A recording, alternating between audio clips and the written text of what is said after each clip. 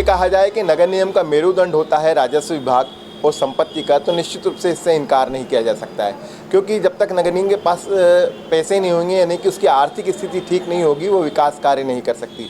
लेकिन एक लंबे समय से नगर निगम का संपत्ति कर विभाग इस बात को लेकर परेशान है, क्योंकि वहाँ के कंप्यूटर्स नहीं चल रहे हैं, पूरा डाटा हैक हो गया है। इसी विषय पर चर्चा करने के लिए हमारे साथ मौजूद हैं MIC सदस्य निरंजन सिंह चौहान गुड्डू। हम उनसे जानेंगे कि क्या दिक्कतें आ रही हैं, क्यों नहीं अपडेट हो रहा है डाटा, और क्या उम्मीद की जा सकती है आने वाले समय में ये डाटा अपडेट हो जाएगा और लोग अपना संपत्ति कर जमा कर पाएंगे। गुड भैया, बहुत स्वागत है मृदुभाषी में। आपको बार बार किसी न किसी विषयों को लेकर चर्चा करते रहते हैं, आप सटीक उत्तर भी देते हैं और उसका कहीं ना कहीं परिणाम भी आता है। इस वक्त आप ही के विभाग से रिलेटेड का मुद्दा है, और मुद्दा ये है कि आम जनता अपना संपत्ति कर नहीं भर पा रही है, बकाया उसको मालूम नहीं पड़ रहा है कि कितना बकाया है, और कहा जा रहा है कि डाटा हैक किया हुआ है, इसके चलते ये नहीं हो रहा। ये जो भोपाल में ई नगर पालिका, हमारे नगर निगम का पूरे मध्य प्रदेश की, केवल भोपाल को छोड़ के पूरा मध्य प्रदेश का ई नगर पालिका द्वारा ये सॉफ्टवेयर द्वारा तैयार किया हुआ था। और अब क्या कारण है, भोपाल में हम तो सतत पत्र भी लिख रहे हैं, बातचीत भी कर रहे हैं। मेरे अलावा महापौर जी ने भी 2 से 3 बार पत्र लिख दिए, हमारी कमिश्नर मैडम भी उनके बात कर रही। बाकी वो धीरे धीरे आज बहुत सारी चीज़ जो सॉफ्टवेयर में थी वो कंप्लीट हो चुकी है। जैसे हमारा जन्म मृत्यु प्रमाण पत्र का विभाग का काम था, या हमारे जलकर का, ये पूरा हो चुका है। सॉफ्टवेयर भी हमारा 1 साल का संपत्ति कर उसमें बता रही है असेसमेंट का।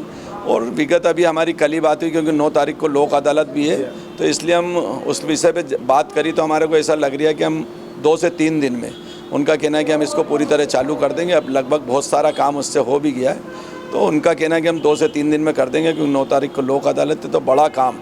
और जैसा आपने बताया वास्तविक में कि संपत्ति कर हम बहुत परेशान, नगर निगम भी है और उसके हमारे करदाता भी जो है, क्योंकि वो भी जब जोन पे आ रहे हैं, यहाँ आ रहे हैं और हम उनसे टैक्स नहीं लेने की स्थिति में होते हैं, तो एक बड़ा विषय है। हम तो सरकार से बातचीत भी करी, हमने सबने हमारी तरफ से पहल भी करी है कि जैसा भोपाल को दिया गया ऐसा ही हमको भी हमारा सॉफ्टवेयर तैयार है भी हमारा पुराना, उसी से हम संपत्ति कर लेने लग जाएं। ऐसा हमने सतत पत्राचार भी कर रहे हैं, बातचीत भी कर रहे हैं। अगर हमारे को इंदौर नगर पालिका निगम को अलग कर देते हैं तो हम हमारी व्यवस्थाएं पूरी कर लेंगे, और उससे संपत्ति कर भरने वालों को भी सहूलियत रहेगी और नगर निगम को भी बहुत कुछ फायदा होगा। में सबसे बड़ी समस्या ये है कि संपत्ति कर एक ऐसी रसीद होती है जो आप देते हैं वो कई जगह काम आती है। यदि किसी व्यक्ति को अपने मकान का नक्शा पास कराना है तो वहाँ पर भी संपत्ति कर लगता है, अगला पिछला बकाया उसको जमा करना होता है, उसके उपरांत ही उसका नक्शा पास किया जाता है। अभी इस वक्त सबसे बड़ी समस्या ये आ रही है कि IDA के जो प्लॉट्स हैंगे और उन पे जो आप संपत्ति कर लेते हैं, लेकिन नगर निगम ने IDA की कुछ कॉलोनीज़ को ऐसा चिन्हित करके उन पर बैन लगा दिया कि उनकी परमिशन नहीं दी जाए, जबकि वो व्यक्ति जिसने प्लॉट खरीदा है वो संपत्ति कर भर रहा। नहीं, IDA का जैसा आप बता रहे हो, वास्तविक में हमारे तो इंदौर नगर निगम में हम परेशान हैं, क्योंकि जब तक हमारा संपत्ति कर क्लियर नहीं होगा, नक्शा पास नहीं होगा। और नक्शे के लिए भी सॉफ्टवेयर का पूरी भोपाल ई नगर पालिका बिना नक्शे भी पास नहीं हो रहे हैं, तो वो तो हमारा बड़ा काम वास्तविक में 2 महीने से रुका हुआ है। और पूरा जिसको कहते हैं कि हमारा अर्थव्यवस्था बहुत नगर निगम की परेशानी में आ गई। बाकी उससे नुकसान नहीं है, नुकसान इसलिए नहीं कि हमारा पैसा तो जमा है, आज नहीं कल हमारा करदाता देगा। करदाता भी इस मजबूरी को समझ रहा है कि टेक्निकल परेशानी है तो वो देगा। जैसा आपने IDA का पूछा, IDA की कई स्कीमों में जैसा हमारा दूसरी जगहों पे व्यवस्था है उसमें IDA का थोड़ा भिन्न रहता है। तो IDA की जो आप किस उसमें स्कीम में परेशानी आ रही है मेरे जानकारी में नहीं है। बाकी अगर कोई है तो आप मेरे को बताएंगे, जैसे हमारा सॉफ्टवेयर चलेगा, अगर उनकी कोई उससे संबंधित परेशानी होगी तो सॉफ्टवेयर के कारण नहीं हो रही होगी। उसमें समस्या ये आ रही है कि व्यक्ति संपत्ति कर नगर निगम में जमा कर रहा है, और जब वो नक्शा पास कराने जाता है तो उससे डिमांड की जाती है कि आप IDA से भी NOC लेके आओ, क्योंकि नगर निगम ने IDA की उस कॉलोनी को बैन कर रखा है कि इसके ऊपर परमिशन नहीं दी जाए। इसी सूरत में आदमी का भटकना लाजमी है।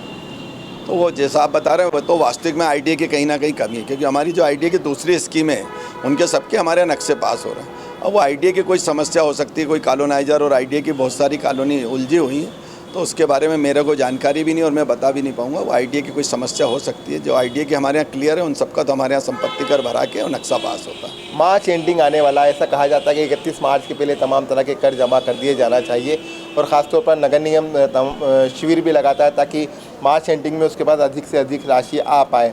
लेकिन जैसे आप बता रहे हैं कि अपडेट हो जाएगा, यदि किसी सूरत में अपडेट नहीं होता है तो कैसे आपको मालूम पड़ेगा कि आपको करोड़ों रुपए जो लोगों से बकाया लेना है वो जमा हो पाए? हम सतत लगे हुए भी और जो नागरिक भी आते हैं जिसने पिछले बार तक टैक्स भर रखा वो उसकी रसीद लेके आता, तो 1 साल की तो डिमांड भी बता रहे हैं, तो उसके आधार पे हम टैक्स ले रहे हैं। बाकी मैं आपकी बात से सहमत भी हूँ और मैं तो रोज़ देख भी रहा हूँ कि परेशानी तो है। अगर सॉफ्टवेयर नहीं चलता, टेक्नोलॉजी है, मैं उसमें कोई टेक्निकल व्यक्ति भी नहीं हूँ। बाकी हम उसके जो भी जानकार लोग हैं उन सबसे सतत बात भी कर रहे हैं। और कल महापौर जी ने 3 लोगों को इंदौर से भी पहुँचाया है, जो बोले थे व्यक्तिगत महापौर जी से कि हम लोग इसको देखते हैं, जाके हम कर सकते हैं। तो हम हमारी तरफ से सारे प्रयत्न कर रहे हैं, क्योंकि मार्च हमारा तो जैसे जैसे और लोक अदालत, ये दोनों बड़े विषय सामने आ रहे हैं। अगर नहीं होता तो हमारे लिए बहुत बड़ी परेशानी। बाकी हम सतत बात कर रहे हैं, मतलब हम और महापौर जी रात तक भी कोई विषय, कहीं कैलाश जी मिल जाते हैं, कोई बड़ा हमको मिल जाता, हम उनसे मुख्यमंत्री से 2-2 3-3 बार महापौर जी ने भी बात करी, मैंने भी बात करी। तो हम उससे प्रयत्न पूरा कर रहे हैं। अब कई चीज़ ऐसी है टेक्नोलॉजी में हम लोगों के भी हाथ टिके होते हैं। बाकी हम ऊपर वाले से भी प्रार्थना आप बहुत पहले से राजनीति कर रहे हैं, आपने वो दौर भी देखा होगा नगर निगम का, जब नगर निगम के जो बिल कलेक्टर्स थे वो जगह जगह जाते थे और जोन पर भी ये व्यवस्था थी कि यदि किसी को संपत्ति कर भरना है तो वो रसीद के माध्यम से या मैनुअल रसीद कटवा कर वो संपत्ति कर भर सकता है। लेकिन देखने में यह आया था कि जो बिल कलेक्टर वो राशि जमा नहीं करते थे, इसलिए ऑनलाइन व्यवस्था लागू की गई। लेकिन अब ये पूरी तरह से ठप है, तो ऐसे में क्या बिल कलेक्टर्स घर घर जाकर या दुकान दुकान जाकर राशि वसूल पाएंगे? टेक्नोलॉजी का ज़माना है और इसलिए टेक्नोलॉजी के साथ साथ हम भी उस टेक्नोलॉजी की ओर बढ़े थे। बाकी अब कभी कोई परेशानी आ जाती तो हमने उसका विकल्प भी विचार करा है कि जैसा स्वविवरणिका भरी थी लोगों ने, अगर उसके बाद भी नहीं होएगा तो हम हमारे बिल कलेक्टरों को सबको घर घर पहुंचाएंगे और उनकी वहीं पर नप्ती करके स्वविवरणिका से भी टैक्स लेंगे। टैक्स इंदौर का नागरिक देता है। अब कोई परेशानी आ गई तो वो भी समझता है, इसलिए हम समझते हैं कि आज नहीं कल टैक्स तो हमारा आ जाएगा। बाकी आज जो हमारे को परेशानी हो रही वो उससे हम खुद जूझ रहे हैं। बाकी अगर नहीं कुछ होएगा तो फिर स्वविवरणिका भी है, कुछ और भी विकल्प हैं जो देखेंगे। हमारे पास सतत बात आ रही है, फिर अगर देखेंगे नहीं होएगा तो हम वो विकल्प का रास्ता इख्तियार करेंगे और उसके जरिए नगर निगम से हम टैक्स लेंगे। एक बड़ी समस्या ये भी है कि जो नई कॉलोनीज डेवलपमेंट के लिए आती हैं, जिनकी विकास अनुमति नगर निगम द्वारा दी जाती है और जिन्हें कंप्लीशन सर्टिफिकेट भी दिया जाता है नगर निगम द्वारा, उस समय उनसे संपत्ति करके एनओसी मांगी जाती है। उस दौरान भी उन्हें संपत्ति करके एनओसी नहीं मिल पा रही। उसकी मूल वजह यही है कि एक तो पूरा एरिया कैलकुलेट नहीं हो पा रहा है क्योंकि डाटा अवेलेबल नहीं है। दूसरा ये कि रनिंग ईयर और पास्ट ईयर और कमिंग ईयर दोनों में काफ़ी फ़र्क आ रहा है। मैं आपको सतत ये केवल सारी परेशानी जितनी भी है ये केवल हमारी ई नगर पालिका सॉफ्टवेयर के कारण ही आ रही। उसके कारण ही ये सब व्यवस्थाएं हमारी रुकी हुई हैं। जो आप बता रहे हैं वो वास्तविक में संपत्ति कर का ही पार्ट है कि हम आज कोई भी हम नई कॉलोनी लेते हैं तो उसका हमारे पास जब तक डेटा नहीं होगा हम उससे पैसे कैसे ले सकते हैं। आज हम मुँह जवानी कोई बात कर लें तो वो हमारा एक संस्था है, नगर निगम का अपने आप में एक इमेज है, तो हम बिना हिसाब किताब के हम कोई पैसा ले नहीं सकते। इसलिए हमारे बड़े करदाता जो हमारी निगाह में कई हैं जिनसे हमें लाखों रुपए लेना है, हम उनसे भी नहीं ले पा रहे हैं। अब हम उसमें कहते हैं हम सारी जोर जितना हमारे राजनीतिक भी हो या कोई मिलाकर हाथ कटे हुए भी नहीं। हाँ, वो तो पूरी तरह, क्योंकि टेक्नोलॉजी से हम लोग भी नहीं जीत पा रहे हैं। बाकी इसका विकल्प मैंने महापौर जी से ही बात करी, कमिश्नर मैडम से भी करी और भी जो इसको टेक्निक को समझते हैं कि विकल्प रखना चाहिए। आज जो हुआ ये वास्तविक में घंटे 2 घंटे के लिए भी बड़ी बात थी और आज हमारा 1.5 महीने से ऊपर बंद है, ये बहुत बड़ी बात है। और केवल इंदौर नगर निगम ही उससे प्रभावित नहीं है, पूरे मध्य प्रदेश की छोटी से छोटी नगर पालिका, नगर पंचायत स्तर पर भी परेशानी आ रही। इसलिए हर चीज़ का विकल्प जो पुराना बही खाते और लिखते थे, आज ऐसा लगता है कि वो टेक्नोलॉजी भी अपने आप में जो पुराने लोग थे वो आज कारगर होती है। आज हमारे लोगों के पास बहुत बड़ी परेशानी आ गई। हम कच्चा चिट्ठा जैसा पहले होता था कि 100 लिखा 100 बका 1 लिखा, तो वो आज होता तो बहुत चरितार्थ होता। अभी आधुनिक टेक्नोलॉजी कभी कभी ऐसा लगता है कि कंप्यूटर, मोबाइल, ये सब चीज़ें भी किसी दिन धोखा दे जाएं तो बड़ा देश में नुकसान, इसलिए इसका विकल्प तलाश करके रखना चाहिए। बहुत बहुत धन्यवाद। हमसे बात कर रहे थे निरंजन सिंह चौहान गुड्डू, जो MI सदस्य हैं, राजस्व विभाग उनके ज़िम्मे हैं। कोशिश कर रहे हैं कि जल्द से जल्द संपत्ति कर भरने की कवायदें हों, लेकिन साथ में वो भी ये भी कहते हैं कि जो पुरानी टेक्नोलॉजी थी या जो पुरानी पद्धति वो ज़्यादा बेहतर थी।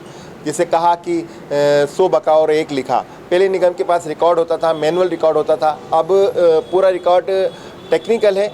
ऐसी सूरत में रिकॉर्ड नहीं मिलने के चलते नगर निगम को आर्थिक नुकसान लगातार हो रहा है। 9 तारीख को लोक अदालत होने वाली है। यदि उसके पहले ये व्यवस्थाएं नहीं सुधारी गई तो निश्चित रूप से नगर निगम को इस वर्ष मार्च एंडिंग में वो राशि नहीं मिलने वाली जो हर साल उसे मिलती है। कैमरा पर्सन विशाल के साथ अरशद खान, मृदुभाषी, इंदौर।